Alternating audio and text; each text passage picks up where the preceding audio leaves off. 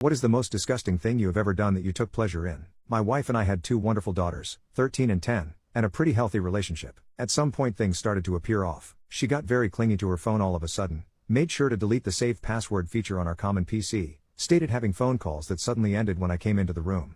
You can probably guess what it was. Now having 15 years of marriage behind us, I was hoping it wasn't what it obviously seemed to be. So one day when she told me she was going to spend some time with the girls, I decided to follow her. Sure enough, I find her driving to a hotel to meet with a guy I will call Steve. To say it was a gut punch was an understatement. I literally cried for an hour straight. After I was done with my self-wallowing phase, I decided the best course was getting even. I thought of several scenarios that may or may not have involved me hurting Steve. Eventually I decided to do things more civilly and more importantly legally, but only just. So the first part of the plan was gathering evidence. I could have just gotten a pie, but I had something better in mind. So one day when my wife was at her job and the kids at school, I installed some small secret cameras and microphones I had bought. Due to the setup of our bedroom, I even managed to get one perfectly overlooking the bed. I didn't however use them while I was at home. So a couple of days pass, when I proposed to my wife that the second to next weekend I should take the girls on a trip and stay a night too.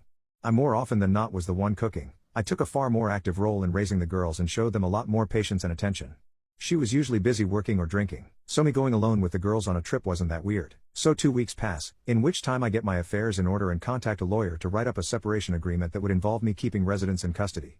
I go on the trip, try to not give anything away to the girls and wait and see if Steve and my wife fall into the trap. When I returned I checked the recordings of the weekend, and sure enough it's a 36-hour fest. When they weren't doing the deed, the dialogue was something even better. I found out that Steve had a wife, but even worse, they also talked about me. And I heard the obvious character assassination that I expected about how small my PP was, an insecurity of mine, how I didn't satisfy her. But there was some really hurtful stuff, like her telling Steve some of my deepest secrets and shameful stories that I had only told her about, just so they could have a laugh. She even told him about my dope story and how I attempted to take my life when I was 16. So at this point I didn't have any doubts on what to do. The next day when the kids left, but before my wife left, I confronted her with the video and told her that either she signs the separation agreement and leaves the house or the girls are going to receive an in-depth explanation of all the positions in which mommy cheated on daddy. I wasn't gonna do that. Just to be clear, I love my daughters too much, but I put the threat there and she was too emotional to realize my bluff.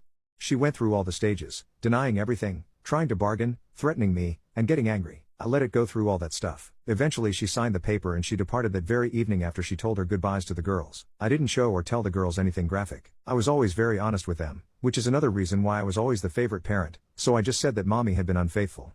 The younger took some time figuring it out, but that was made up by my older getting mightily upset. She had just gotten her first boyfriend, as I'm not sure the term really applies at that age, but she knew enough of the world to get mad big time.